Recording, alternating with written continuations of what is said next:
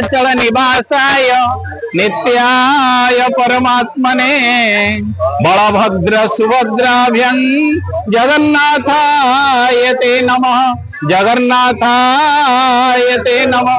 जय जगन्नाथ।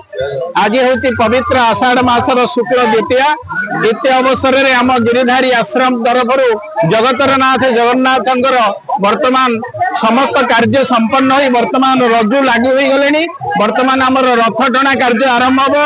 द्वितीय अवसर में आज पवित्र दिव्य कार्य आम गहन उपस्थित अच्छा आंचलिक सेवा संगठन सभापति एवं कोषाध्यक्ष एवं आमर जो अंबुज कुमार साहू जी कि आमर निकट में जो होता शिव विवाह जी होते कन्या पिता एवं बर पिता उभयंकर सम्मिलित उद्यम आज वर्तमान जगतर नाथ जगन्नाथ जो रथारूढ़ कार्यक्रम चलुची।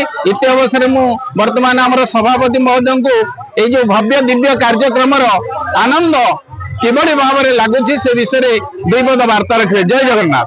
जय जगन्नाथ जय जगन्नाथ।